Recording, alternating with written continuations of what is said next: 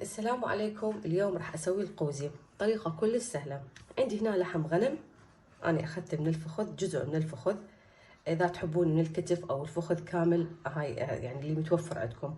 اليوم طريقة شوية مختلفة. المعروف على القوزي سواء القطع صغيرة او خروف كامل انه ينشوي بالفرن. انا اليوم حبيت اسوي بطريقة ثانية وطريقة سهلة كلش. شنو عندي هنا راح اسلقه سلق، يعني راح اسلقه. عندي هنا اللحم غسلته جيد. راح اسلقه سلق، يعني خليه يستوي تماما، كلش يستوي. وبعدين مجرد ادخله للفرن يتحمص، يعني تحميصه يعطيني اللون الذهبي. بالنسبه للبهارات ما راح اضيف بهارات. انا اول شيء راح اضيف مي، اخلي يعني اللي يكفي المي واخذ منه حتى ما اطبخ الرز. اخلي مي وبس ارفع الرغوه او الزفره. اضيف كم حبه هيل، كم حبه قرنفل، ورق غار، وكم حبه كله، يعني ما اخلي بهارات مطحونه حتى لا يسود اللحم. وكم حبه فلفل اسود. يستوي تماما ارفعه واخليه بالصينيه امسحه. يعني هسه حشوفوني شلون راح اسوي، انه بس مجرد ادخله الفرن حتى ياخذ اللون.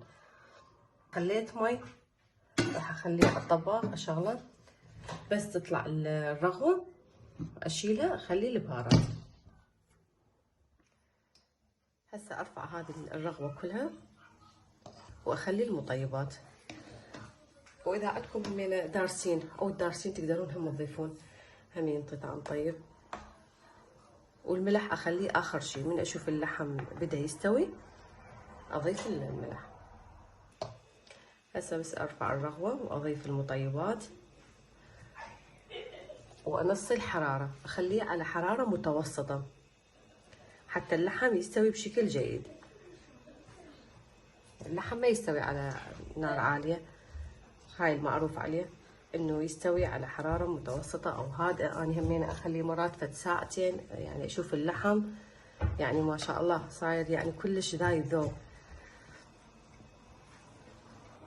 هسه بعد مرور ساعه ونص هنا راح اضيف الملح، لان اللحم استوى، يعني تقريبا استوى، فراح اضيف ملح. هسه بعد مرور ساعتين اللحم كلش مستوي، راح ارفعه اخليه بالصينيه هالشوي بس ياخذ لون. هسه عندي هنا خليط من الزيت او الزبده تريدون وصبغه الزعفران، بس شويه امسح اللحم وادخله للفرن بس من فوق ياخذ لون.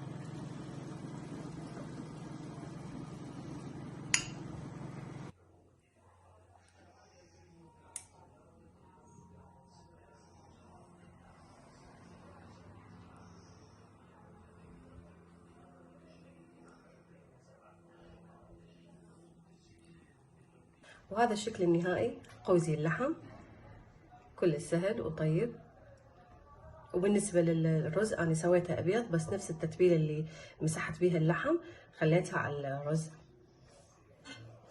اللحم ذايب ذوب، ما تشوفون. طريقة سهلة. هاي هنا سويت أنا كشمش ولوز،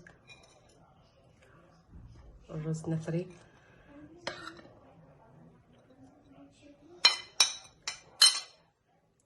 اللحم كلش ذايب.